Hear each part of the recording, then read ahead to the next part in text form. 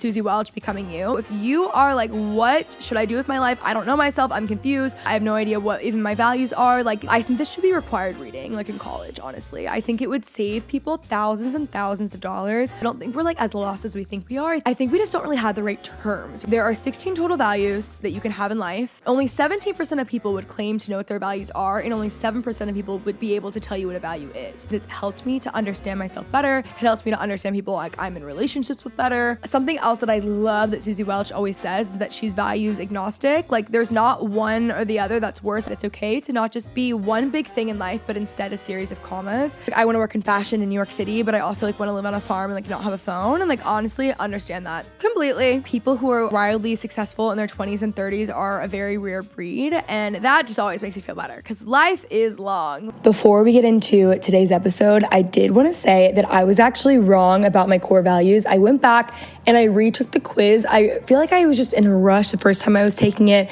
because after I recorded this episode, I just started to think about it. Like, yes, I felt connected to some of it, but I don't know. I retook the quiz. Here are my actual core values. Number 1 is family centrism. Number 2 is work centrism. Number 3 is achievement. 4 is beholderism. 5 is belovedness. That will mean something to you very shortly, but I just wanted to say I'm clearing the air, not that anyone cares, and going on record saying I was wrong about my values, and these are what they are. But I hope you guys enjoy. I do have a discount code, by the way. I'll have it in the show notes of the quiz, like where you guys can go on the values bridge and take like the Susie Welch values quiz, which is what I'm talking about right here.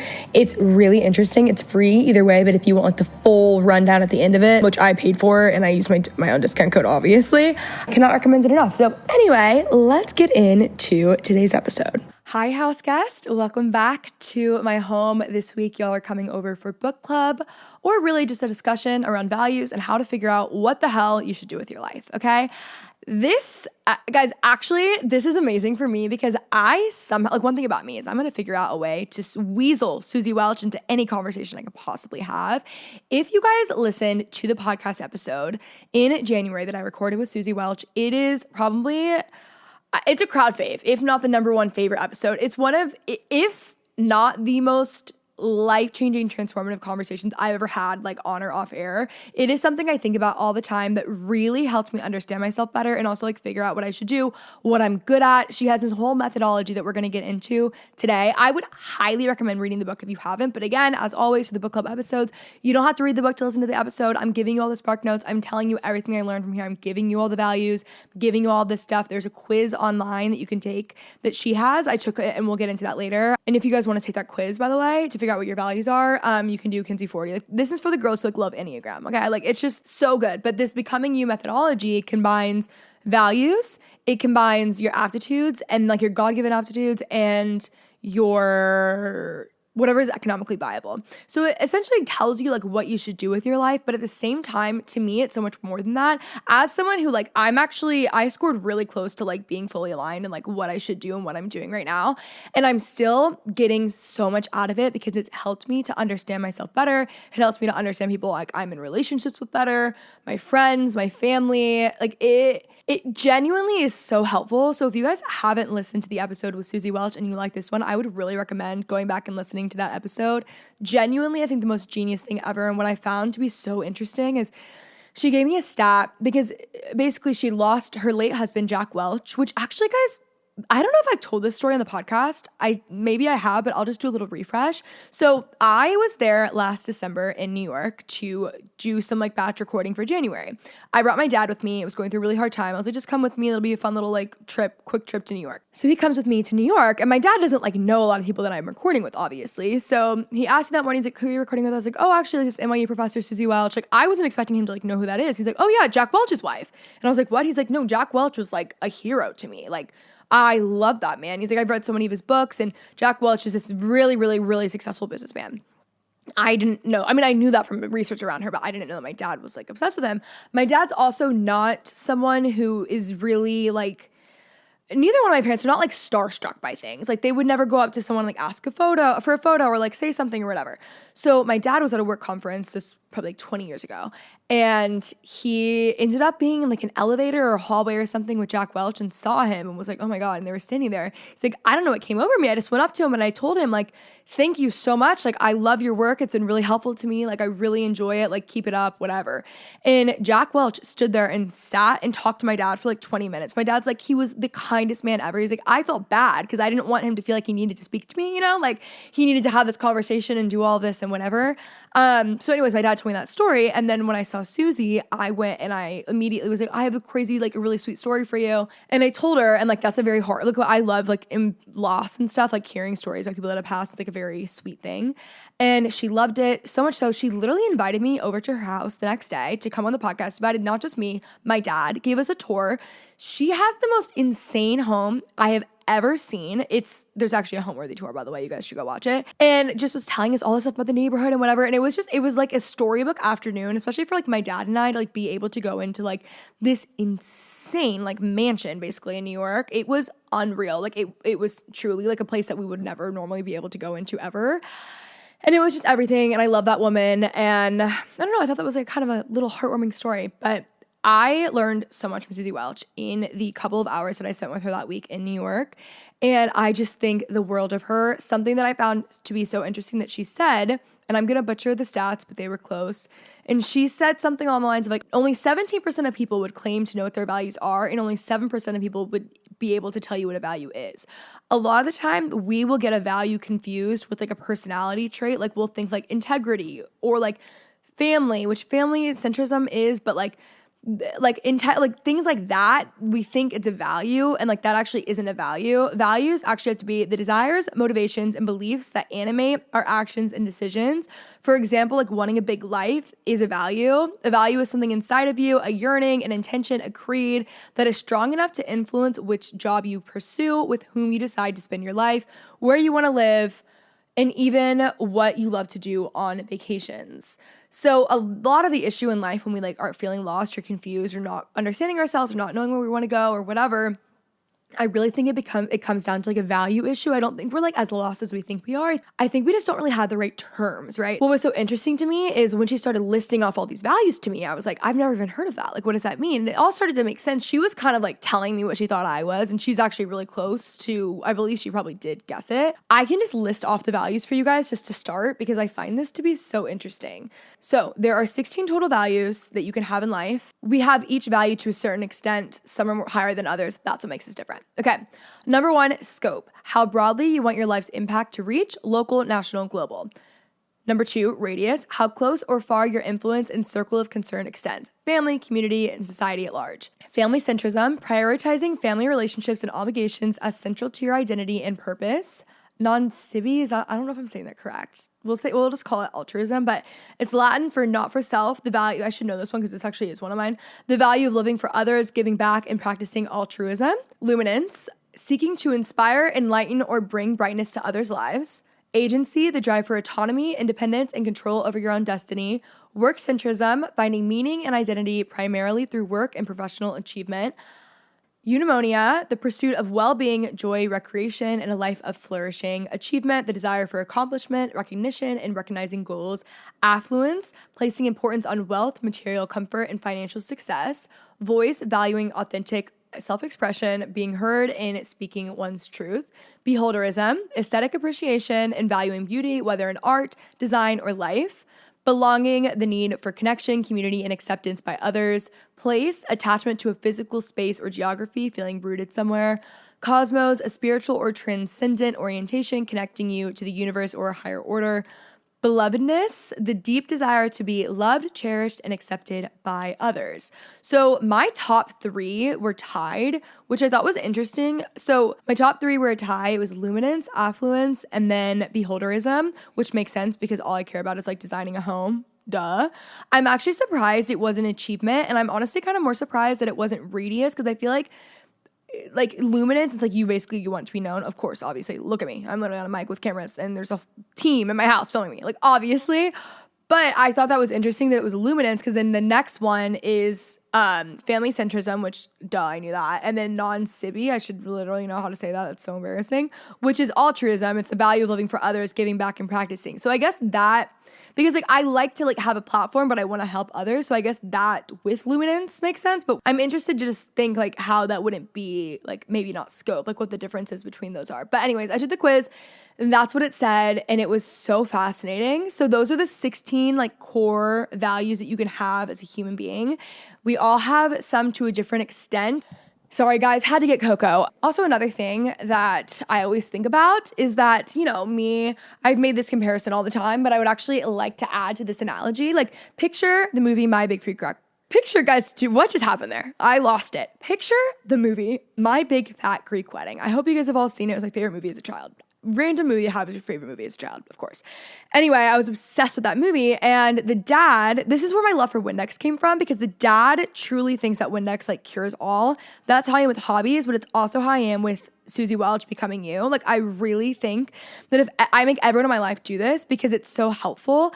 Something else that I love that Susie Welch always says is that she's values agnostic. Like, there's not one or the other that's worse. Like, sure, luminance is probably not great to have as your top thing of being whatever, but like, she would say, no, that's not true, because we're value agnostic. So like, it doesn't matter. We just have different values.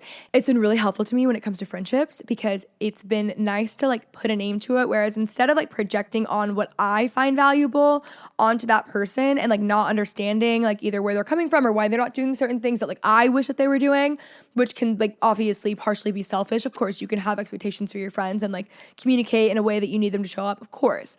But I think that it's just made me understand people, and really more importantly, not take offense to things. Like, when there's certain friends that are not doing certain things, which by the way, I have different values. I'm sure I'm not doing certain things that maybe they need from me, of course.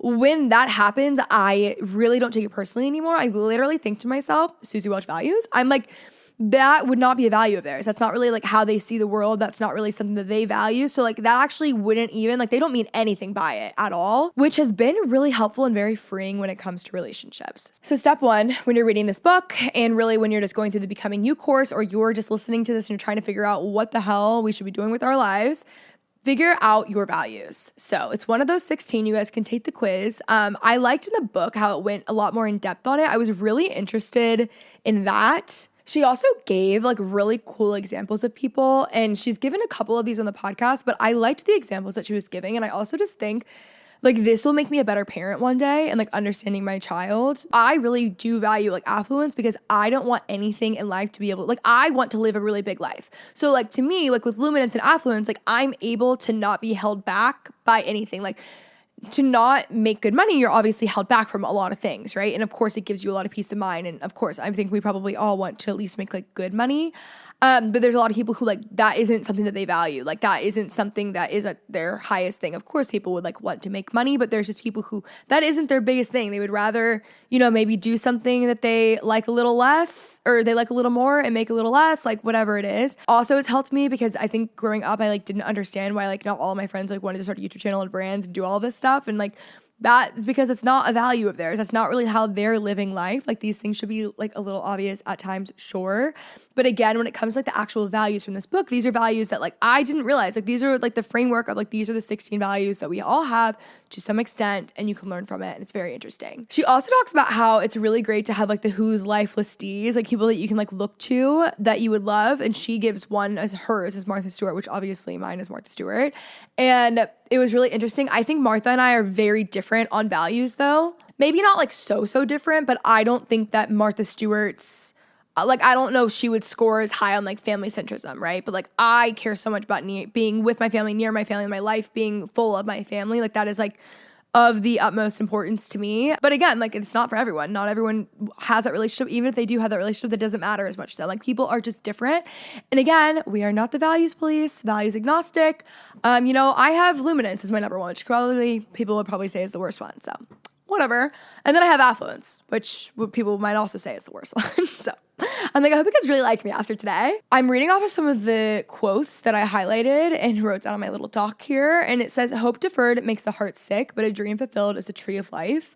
Another thing she said that I really did love, this is a direct quote from Susie. It says, a pastor of mine once reminded me that it's okay to not just be one big thing in life, but instead a series of commas. And I think that's a very freeing thing to hear. And it's very house guest coded because we're always talking about how you can be so many different things. You can change, you can evolve. You aren't just done with everything by the time that you're 30 or 21 or whatever it is. And I like the idea of not having to be just like one big thing and instead of being like a series of commas. I also loved her view on networking. I did talk about this recently on a podcast, but she is really not super into networking. She talks about how she actually, and like keep in mind, this is someone who's like very, very successful and had a husband who was the most successful and like also out on the town all the time. Susie had told me that I'm like, Susie, my dear friend Susie told me this, but Susie and I had connected on being homebodies, and she said, you know, it's so crazy because like Jack, like he was out every night. He had eudaimonia was one of his values, I believe, and he just wanted to be everywhere, like out on the town in New York, meeting people, friends with people, like all of this stuff, which of course I'm sure really helped him in business, but he just genuinely was a guy who just loved like people and connecting and being out and like having fun and doing crazy things all the time. And Susie like really liked to be at home. So it was like something that they would like kind of find middle ground on and stuff, which I can imagine like really helped with his networking. Anyway, she was just talking about how she doesn't like really strict, stiff networking where you're sitting there and it's very, for lack of a better word, like fake and transactional. She says that, you know, it's a way better process to just build a lot of friendships in a lot of different worlds. And then eventually one day those friendships will like benefit you. She says like you never have like your big break or help from an acquaintance. It's from a friend, and how we really should just be focusing on like friendships and like not what you can get out of them versus like just like these like manufactured relationships. So I feel that way. I can think of people who I think of as like networkers, and like for me personally, that feels like exhausting. Like it feels draining. I don't like it. It feels very like fake and phony. And of course, like networking is like a huge part of business. So I mean, it's huge for me too, but like I have found a lot of success in ways through like genuine friendships that I've had. I talk about this too on the friend of mine like 2-year anniversary or second birthday episode. And I think that I like actually could not agree with her more on that. She also talks about how people who are wildly successful in their 20s and 30s are a very rare breed. And that just always makes me feel better because life is long. Life is long, life is long, life is long. I need to remember that. Okay, I want to get into aptitudes because this is what I knew the least amount about when I came into this book. And she gives us 4 aptitudes, at least like I wrote down 4. I hope that's correct. But I'm just going to give you guys a definition for aptitudes. So again, we start with values, then we go into aptitudes, which is our natural cognitive and emotional tendencies, your inborn mindsets and emotional styles, the essence of how you operate naturally. And in the book, there's charts and like different, like a spectrum for all of these. So it's more helpful if you have the book and you can like look into that. But the first one is nerve. So this combines stamina, endurance, candor, bold honesty, and edge decisiveness. So a lot of these people are, there's actually 5 aptitudes. I just messed this up, so my bad. A lot of these people are entrepreneurs, and I feel like I have good nerve on a good day, but she was just explaining how like basically if you don't have this, like you cannot be an entrepreneur. Like you have to stand by this. So again, nerve combines stamina, endurance, candor, bold honesty, and edge decisiveness. I will say my favorite thing about myself is that I'm very decisive. Like I really do like that. I think maybe I wonder if people who work with me on Friend of Mine would say that. People in like my personal life and like just like other work stuff would say that. Maybe I think I could actually work on that when it comes to like building the brand. But I do think I'm a very decisive person. Actually, this is something that TK told me about myself like years ago. And at first I like didn't agree with at all. I was like, really? Like, I just didn't see it. And then I started to think about it and I was like, no, I am decisive. And like, you need to make decisions fast. You need to just move on. A decision is better than like something up in the air for 6 months. And I really believe that. The next one is soundness. It's described as rational optimism. Positive, grounded energy includes integrity and resilience. And again, we all kind of score different on all of these. The next one is elasticity, adaptability to new tasks, jobs, and flexibility in relationships, the ease of navigating change and diverse people. The next one is wonderment. While not fully defined, the name evokes curiosity, openness, intellectual wonder, and likely connects to creative and exploratory thinking. And then we have soundness, which is grounded positivity, resilience, and integrity.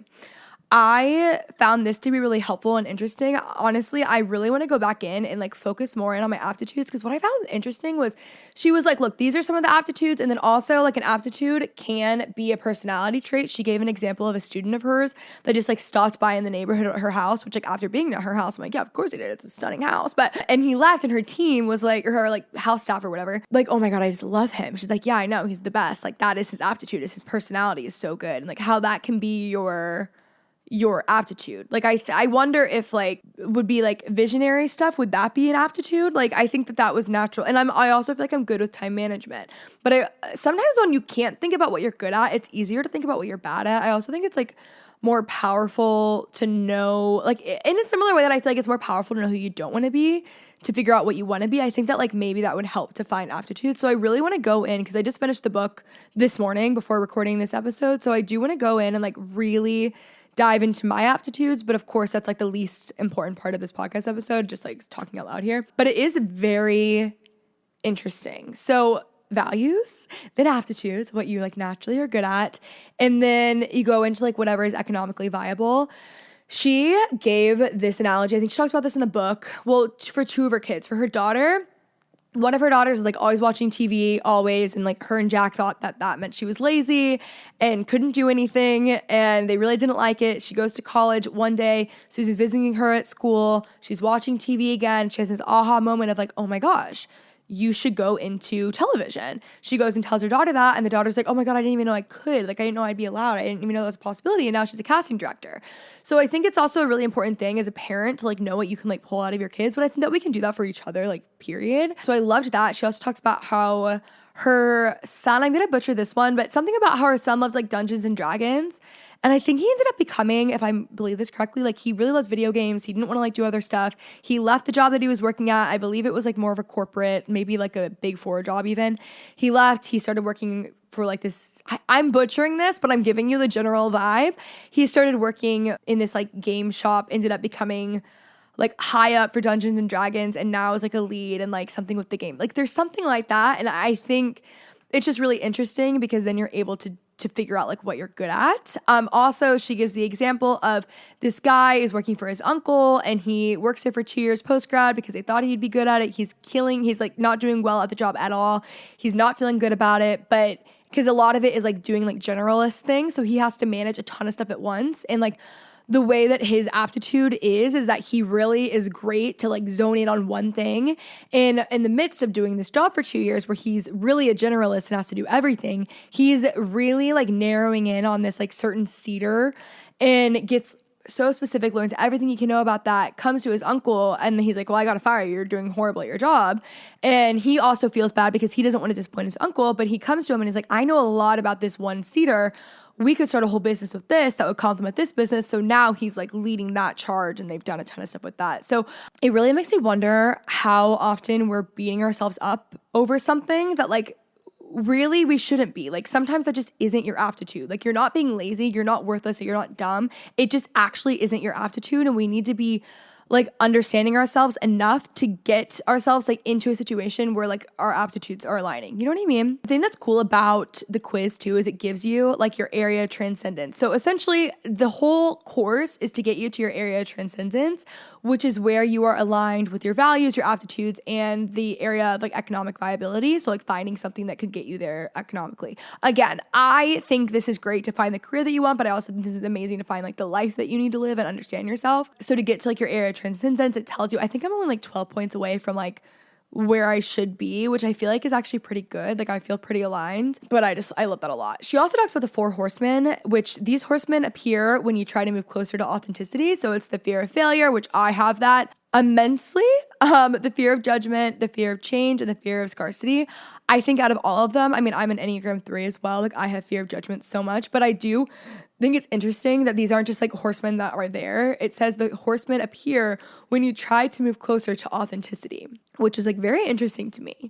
Another thing that she said in the book that I really liked was the worst kind of leader is the fingerprintless leader, which is so true and so interesting because I think sometimes when you are a leader, you're trying to be like the cool laid back one that no one like cares about and it's fine, it's chill and whatever. And like at the end of the day, people actually do want connection. People want to be told what to do. People want general direction. People want someone who's actually leading and taking charge versus being too chill. And I think that that is something as a leader that like I could improve like immensely on. She also talks about cowbell syndrome, and it's essentially just like wanting two completely different paths. And I can't remember what exactly this girl specifically wanted to do, but it was something along the lines of like, I want to work in fashion in New York City, but I also like want to live on a farm and like not have a phone. And like, honestly, understand that completely.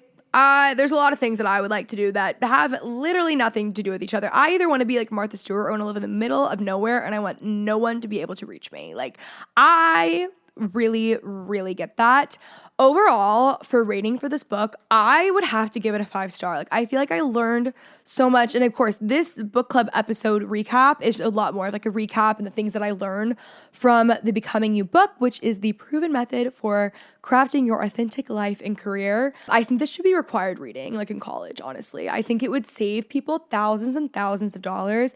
And it would really even help you like figure out your college major, or if you're in a weird path in life and you're at crossroads and you don't know what to do. Like, I really think that this methodology is life-changing, and I think it should be mandatory absolutely everywhere we go. So if you are like, what should I do with my life? I don't know myself. I'm confused. I have no idea what I'm good at. I have no idea what even my values are. Like, this book is for you. I hope this podcast episode was helpful too, because truly, like, there is no conversation that I've had that has been more impactful or mentioned more on this podcast than the values episode with Susie Welch. And yeah, it was so interesting. So those are the 16 values that you can have in life and how to identify your aptitudes and figure it out. Another thing that I liked about actually identifying your aptitudes, she has all these like quizzes and things that she shares on how to figure it out. She also has people like actually give quizzes to other people in their life. So like other people are like filling it out for you. So a lot of the time you think that you're good at something and like you fall so low on that totem pole of like, some people are like, oh, I'm a great networker. And like no one else would say that, or I'm a great conversationalist.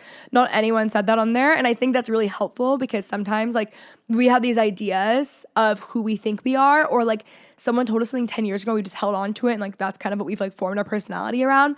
And I think it was like actually really interesting and like a really, really valid, fair point to actually have someone else like answer for you. Like, I feel like that's genius. So anyway, I find this stuff to be so fascinating, and like I love to read a book, tell you guys all about it, and literally write a book report, which is essentially what I did today. So I hope this helped you guys. It's so interesting to me. I love you guys so much, and I will see you guys in my next episode.